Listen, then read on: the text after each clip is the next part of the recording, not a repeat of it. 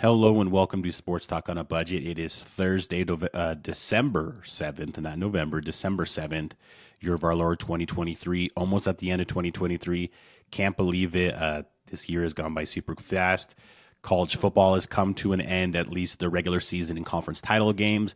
We are now in bowl season and playoff season for college football, and then really is crunch time in the NFL as well.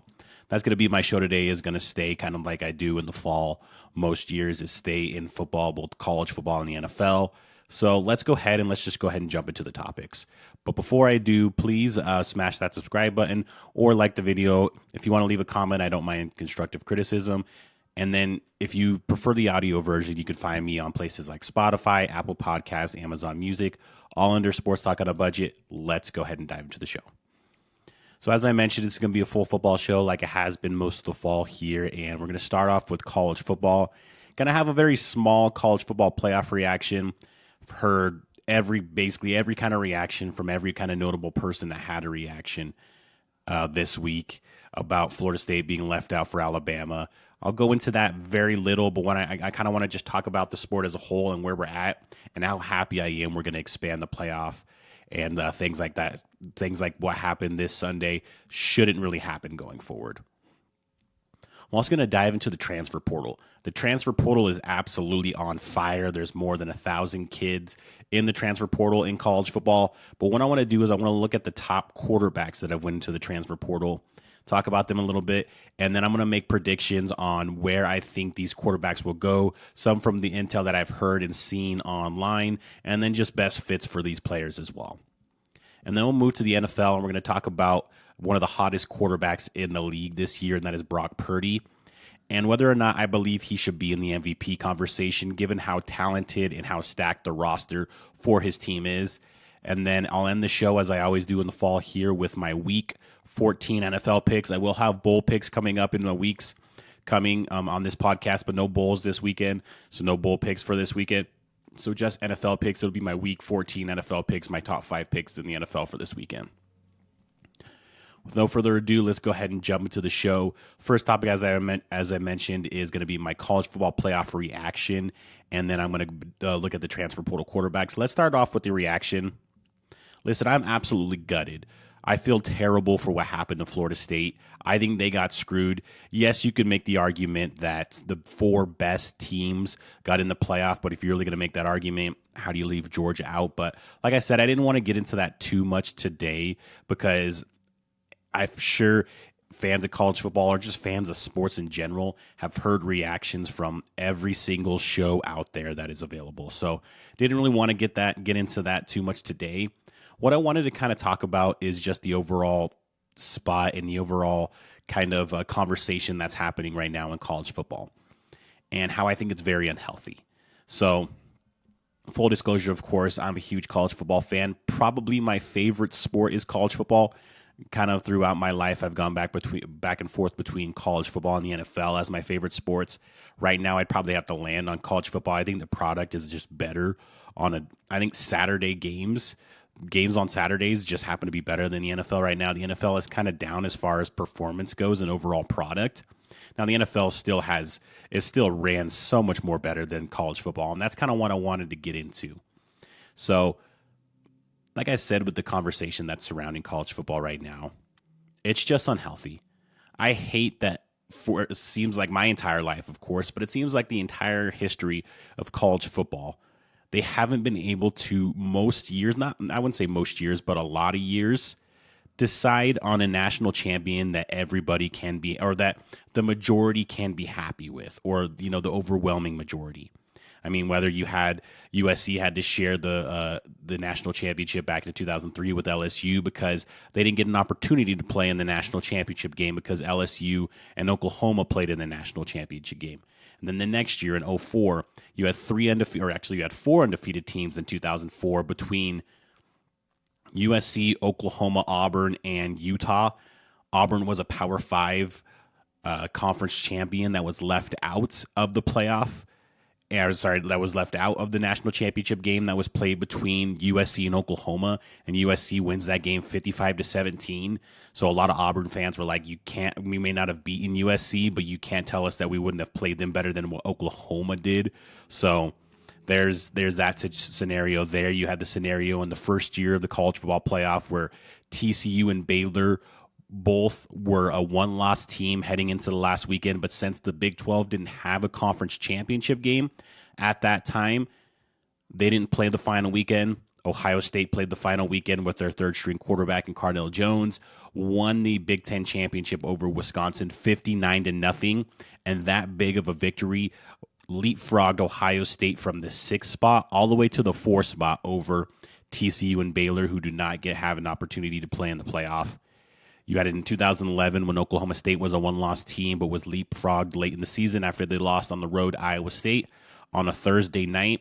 Was leapfrogged by Alabama, who played LSU, and that result is kind of what was the birth of the college football playoff, but this has been going on for years. I mean, there was a time back in college football where the writers decided who was the national champion, where the AP writers just chose the national champion. After all the games were played, all the bowl games were played, they just chose the national champion. I don't know why a sport of this magnitude, the second most watched and the second biggest sport in this country behind the NFL, cannot figure out how to crown a champion legitimately, it seems like. Now, there's years where it's like, yes, that was the best team. They deserve to win. No gripes. Like last year, Georgia was the best team. Last year, the BCS model probably would have worked the best because you had 2 undefeated teams at the end of the year and 2 conference champions in Georgia and Michigan. You could have just played them. Georgia most likely would have won that game, and Georgia would have been the champion. So there is years where in 2005, USC and Texas were clearly the 2 best teams. That was a perfect BCS scenario that year. So there is years where it works out for college football, but it should never just work out where it just, oh, okay, well, those are the 2 best teams. Oh, okay, well, those are the 4 best teams. This should be proven on the field, and man, I'm happy that it finally is. Next year, we expand to a 12-team playoff. Now, I know just like in March Madness, when you have the 69th team complaining that they didn't make the tournament, you're going to have the 13th ranked team complaining that they didn't make the playoff. But I much rather hear those complaints and kind of just dismiss them, because you're probably going to have 2, 3, or maybe even 4 losses at that point. Probably just 3 losses, but still, that's easier to dismiss than a Power 5 conference champion being undefeated and left out of a playoff. That is a conversation I never want to hear again. I never want to hear that again. I never want to hear these conversations and these debates that these people are having on ESPN, on Fox Sports, on CBS, all over. People are having these conversations and these debates about whether or not they got this right. And there's people on the side of Alabama. Yes, Alabama beat the number 1 team in the country, the back-to-back defending champions. In Georgia, they should be in. Okay, I hear you there, but they did lose a game, and they did need a miracle to beat a team that ended up 5-7 in Auburn 2 weeks ago. So there's a bunch of arguments I can make both ways, but like I said, I'm happy that we're moving to that 12-team playoff. It's way overdue. A lot of people are like, well, it's not going to protect these late season games. They're not going to be as meaningful. I understand that, and I think that will happen. Like Michigan, Ohio State could play the last game of the season and then play again in the Big Ten championship game. But you know what? In the NFL, I know it's different, college football, NFL, there's a big difference there. But there's a lot of times where division opponents play each other twice in the season, and then they play each other again in the playoffs. And a lot of times that team could have won twice in the regular season. They end up losing in the playoffs. So if you're the better team, go and beat them twice. Go and beat them twice. That's what every other sport has, those opportunities. Every single other sport has those opportunities. So I'm not going to be worried if Michigan, Ohio State have to play back-to-back weeks because they're the 2 best teams in the Big Ten. If you're better, go beat them twice. Or if say it's Michigan, they win, and then Ohio State has an opportunity to avenge that loss. Go avenge that loss and give yourself an opportunity to get into the playoff. So that's why, like I said, I don't have a lot of sympathy for that specific argument there. Yes, like I said, the regular season is going to be diminished a little bit, but college football has had the best regular season pretty much from any sport out there. That is going to continue. Yes, it may not mean you're missing a playoff game. It may just mean you're missing you're missing a bye in the first week, but you're still going to have to. I'd rather have a bye or a home game rather than go on the road. So I think the scenarios in this expanded college football playoff, I think, are going to be much better. And I just think it's going to be a much better product. If you watch some of the ratings for the SEC championship game, for Michigan, Ohio State, for Michigan, Penn State, for games across the board, Alabama, Auburn, across the board, the ratings are up so much in college football. People are this sport is just taking off. And even though it's not being ran the greatest way right now, whether that's the transfer portal, NIL, playoff system, all that, it is still at its hiatus as far as viewership, likability, just overall product right now.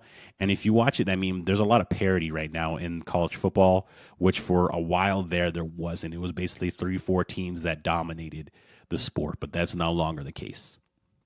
So that was kind of just a little soapbox I wanted to get on. Happy that the 12-team playoff is going to be here, and hopefully we get less of these conversations that have happened all week with Florida State, Alabama, and the current playoff system. Let's go ahead and move to the transfer portal. There is 8 quarterbacks that I want to look at in the transfer portal that I believe are not top end. There's a couple top end guys that I think that could really change a program or really make a year for a program. But these are guys that can make a difference wherever they go. All very experienced players, except for one player. He only has a year of experience, but all players that can go change a program and really kind of change maybe the trajectory of that program for at least that year. And maybe even going forward as well. So I want to start off with Oklahoma quarterback Dillon Gabriel. He is currently in the transfer portal, of course. All indications look like he is going to Oregon, but USC has been set in the mix. Does he follow Jeff Lebby, his offensive coordinator at Oklahoma, to Mississippi State now that he's the head coach? That is said to be in the mix too. My prediction is that he ends up in Oregon. Now, full disclosure, as a USC fan, I wouldn't mind to see him in Cardinal and Gold in the Coliseum playing quarterback, and I think that'd be funny to take another Oklahoma quarterback. Oklahoma fans would probably lose their mind if that happens again after Lincoln Riley took Caleb Williams with him. But I think he ends up in Oregon. But either way, Dillon Gabriel is a very good player. He can move very well. He's very athletic player, very mobile quarterback, very good arm, and he's a very similar player to Bo Nix. So I think that's why he ends up in Oregon, because they have a very similar style of play, and I think that's kind of a perfect fit for him. We'll move to Cam Ward, the quarterback from Washington State. This, I think, is the best pure quarterback in the transfer portal right now is Cam Ward. He put up just unbelievable numbers at Washington State. Before that, at the FCS level at Incarnate Word. This guy can throw the rock. Like, he is just talented. He can throw the rock, and he is a guy that I think has a really big upside. You put him on a team with a good offensive coordinator and some good weapons, and he can really show off what he could do. And I think that's why he's going to stay one more year in college, try to get to a team with a good offensive coordinator and some good weapons to showcase that he could be an NFL talent. I believe he is actually an NFL talent. USC is said to be in the mix here, but kind of the favorite right now, or the leader in the clubhouse. Washington's also expected to be in there, but the leader in the clubhouse, the most people, and I think is a good fit as well, is Ohio State.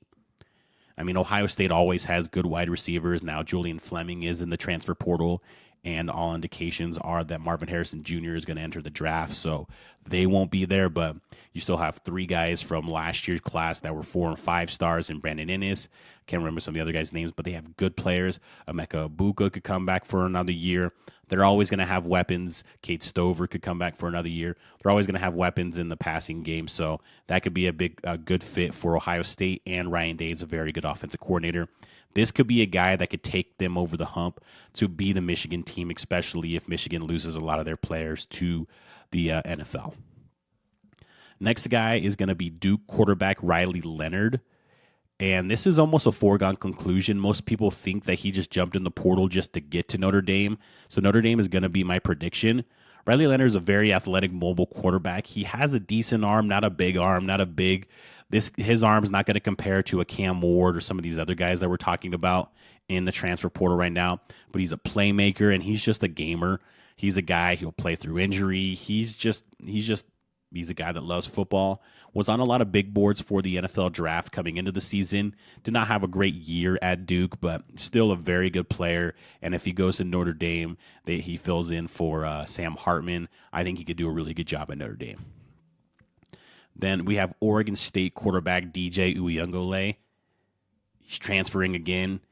There's a couple of people on the radar. Louisville was supposed to be on the radar, but Louisville just signed a quarterback, so they're no longer just signed a Tyler Shuck from Texas Tech, who's like 27 years old. Not just kidding, he's 25, but still, they just signed Tyler Shuck from Texas Tech. So all indications for DJ Uyunglele right now look like he's going to Florida State, and I think that's where he ends up as well. He's obviously familiar with the ACC, played there for 2 years at Clemson. I think he would love to have an opportunity to play Clemson again. He was kind of the scapegoat for their struggles, not this past year because he wasn't there, of course, but the 2 previous years he was kind of the scapegoat. So I think he ends up going to Florida State. Jordan Travis is going to the NFL. If you're Florida State, not only do you sign DJ Uyunglele, but maybe you sign a backup quarterback so that's serviceable, so you don't get left out of the playoff because your quarterback is hurt. So I think DJ Uyunglele goes to Florida State. Tate Rodemaker probably backs him up, has another year in the system, is probably more serviceable as a backup just in case DJU gets hurt and they get left out again. But I think that Florida State's not a done deal, but I think it's pretty close. And then we have Will Howard, the quarterback at Kansas State. Underrated quarterback, one of the better quarterbacks in the Big 12. Very underrated mobility guy. He could be very athletic. Good, not great arm, but a very good overall player. There are a couple teams in the mix. I've heard Nebraska been talked about, but my prediction is going to be for USC. Lincoln Riley has already met with Will Howard. He met with him on Sunday night or Monday night, I think one of the two. He's already met with Will Howard. And Caleb Williams is off to the NFL. Miller Moss seems like he's destined to just be a backup quarterback. Maybe he jumps in the transfer portal if Will Howard comes over to USC. And Malachi Nelson just doesn't seem ready. He missed a lot of this year due to injury, so he didn't get a lot of practice, and they didn't have as many blowouts because their defense couldn't stop anybody. So really thought early on in the season that there would be more opportunities for Miller Moss and Malachi Nelson to play because USC would be in more blowout games, but that wasn't the case because they let the other team hang around because their defense was that bad. But Will Howard, I think, would be a great fit. Of course, you're going basically to the quarterback whisperer in Lincoln Riley, and that could help boost any quarterback in the country. So I think that would be a really good fit. Some good weapons that should be coming back. Mario Williams, some young weapons in Deuce Robinson, Mekhi Lemon, and Jacoby Lane as well. So some good young weapons, and you know that USC is probably going to be active in the transfer portal for other offensive weapons too. So that could be a good spot for Will Howard to land. And then we have UCLA quarterback Dante Moore. Now, he is the least experienced quarterback out of all these players here. But he was a 5-star. He was originally committed to Oregon, decommitted, and committed to UCLA late in the cycle last year. This kid has all kinds of talent. He had really big moments sometimes in games this year as a freshman, but also had really rough moments. And he just seems like a guy that is kind of regretting his decision to go to UCLA. And when he was replaced for Ethan Garbers at UCLA, you can kind of see that he didn't take that well and he didn't respond to that well. So kid's from Michigan. I think he goes back home and plays at Michigan. J.J. McCarthy is probably off to the draft. Go back home, play for Michigan, play close to home.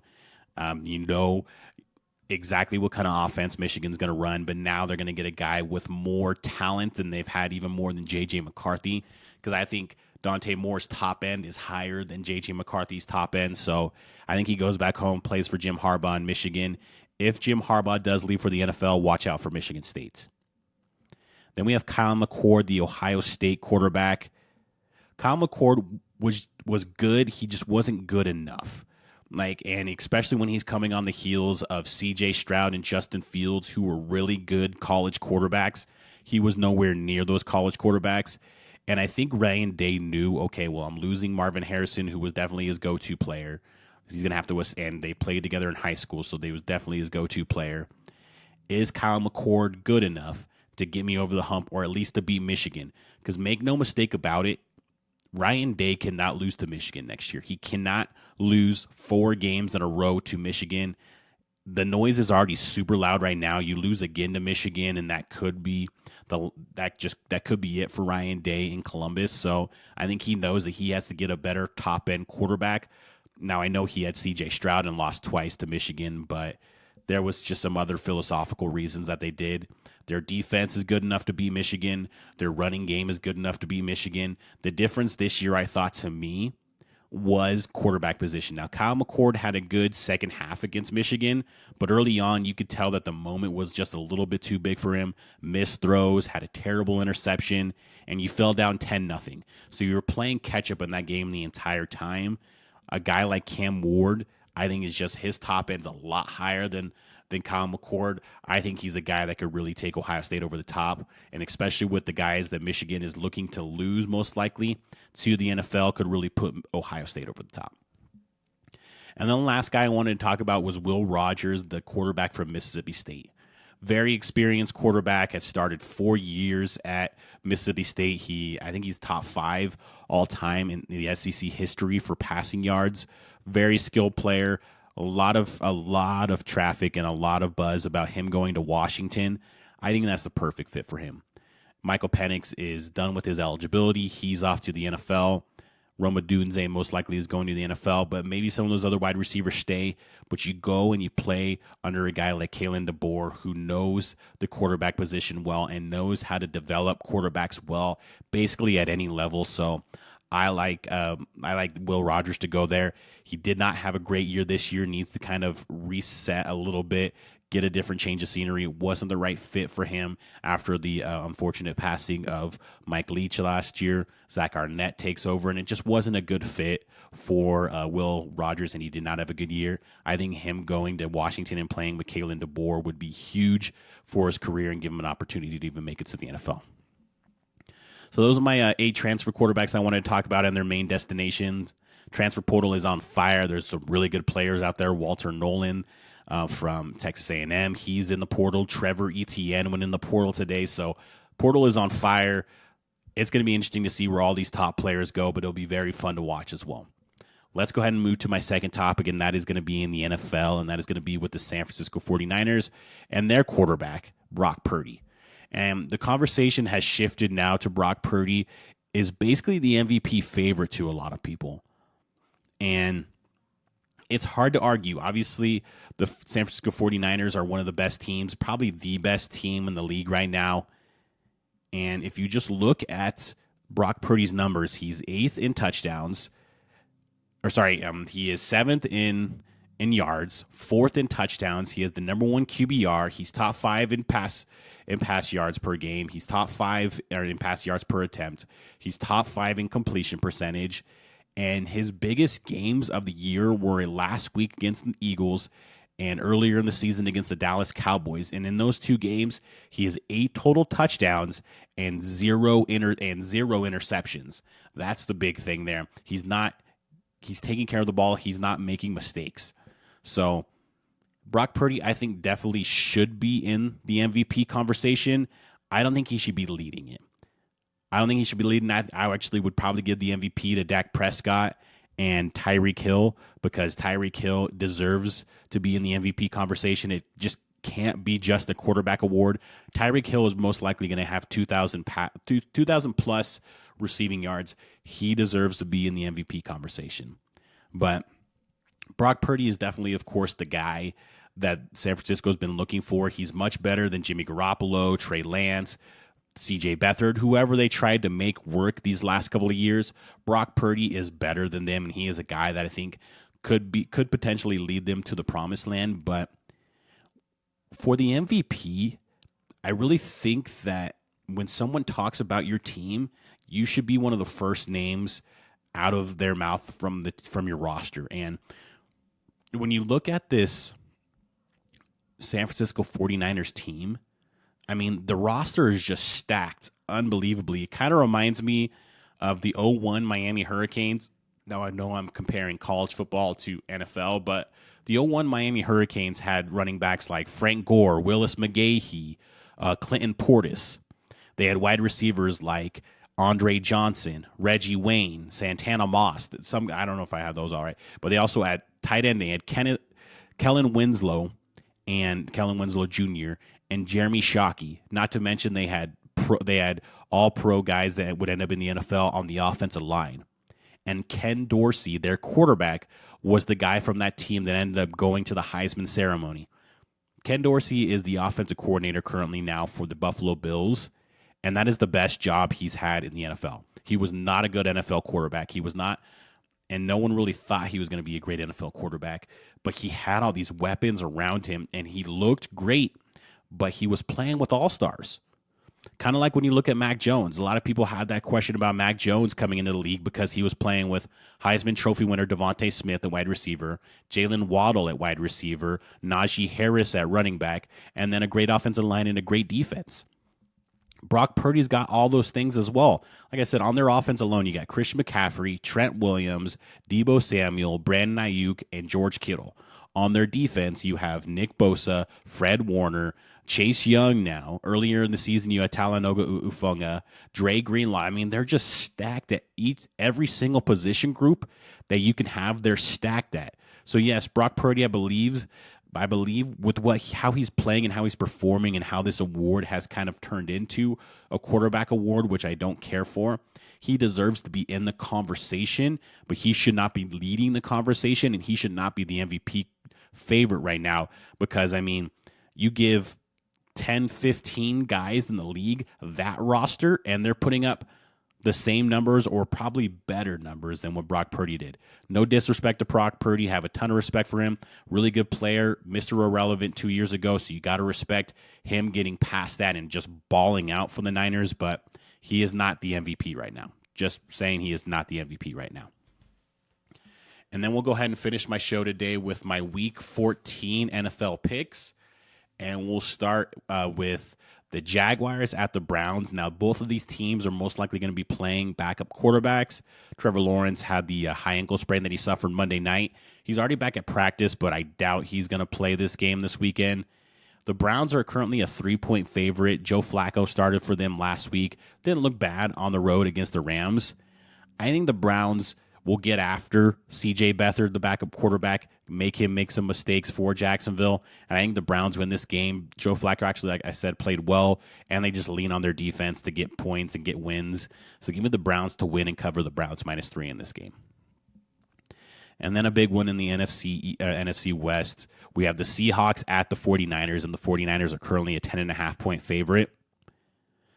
I think the 49ers win and cover. The Seahawks played a good game last Thursday night against Dallas Cowboys, but their defense couldn't stop Dallas, so I don't think they're going to stop the 49ers, and I think the 49ers will slow down this offense and Geno Smith a little bit and maybe even turn them over some as well. So I think the 49ers could rout in this game, so give me the 49ers to win and cover. The 49ers -10.5 in this game. And then we have a huge game on Sunday as well in Arrowhead, and we have the Bills at the Chiefs, and the Chiefs are currently a 1.5-point favorite. Now, the Chiefs are coming off of a loss Sunday night on the road at the Packers, and their offense just looks out of sorts still. And their defense was kind of the glaring and shocking moment for me watching that game Sunday night was their defense did not play well. Their defense, Jordan Love was able to pick their defense apart, long drives, methodical drives, touchdown drives into being. And that's kind of what they've hung their hat on this whole year was that defense. And like, okay, well, these young receivers will develop with Mahomes and Andy Reid calling the plays. That hasn't happened yet. They're still dropping a lot of passes. Travis Kelce isn't what he used to be. You could see he's starting to age a little bit as well. So I think the Bills have given the Chiefs problems lately in Arrowhead. So I think the Bills go in there and get a victory. Give me the Bills +1.5 in this game. Then we have the Broncos at the Chargers, and the Chargers are currently a 3-point favorite in this game. Listen, the Chargers could only muster 6 points last week against the Patriots. Now, that's all they needed. They won 6-0 because the Patriots don't play offense anymore. But there's something going on with this Chargers team. They played good defense last week, but you can't really say that much because they were playing against Bailey Zappi and the Patriots, and they're not playing well on offense right now. And their defense, I think, could still be susceptible. They didn't play well 2 weeks ago either against the Ravens. Justin Herbert hasn't looked great in the last 2 to 3 games. This Broncos team, I know that they struggled last week. They almost won that game late against the Texans. Russell Wilson had 3 interceptions, so he kind of cost them the game a little bit there, but almost was able to kind of pull the win out of the fire late against the Houston Texans, but threw that 3rd interception in the end zone. I just think this Broncos team is heading in the right direction, even after the loss last week, and the Chargers are not. The Chargers are not, and the Chargers, for some reason, are always locked in tight games. Doesn't matter who they're playing, so they rarely cover, especially if it's a spread over like 1 or 2. So I think the Broncos go in there and potentially win, but definitely cover. So give me the Broncos +3 in this game. And then we'll finish off with the Sunday night game, and as the Eagles at the Cowboys, and the Cowboys are currently a 3.5-point favorite. Listen, the Cowboys under Mike McCarthy are really good at home. Dak Prescott's playing really well right now. CeeDee Lamb's playing really well. Brandon Cooks, like I said last week, has really kind of stepped into that number 2 receiver role for the Dallas Cowboys. They're playing really well right now. The defense needs to play better than they did last Thursday against the Seahawks, but the Eagles, they got pounded at home by the San Francisco 49ers last week. Do they respond? How do they respond is kind of the big question. I think they respond, but the Cowboys probably should have beat the Eagles 3 weeks ago in Philadelphia. They get them at home. Like I said, they're very good at home. I think they win this game, and I think they cover. So give me the Cowboys -3.5, not just, like I said, to win, but to cover as well. So the Cowboys win and cover. Cowboys -3.5 is the pick for me.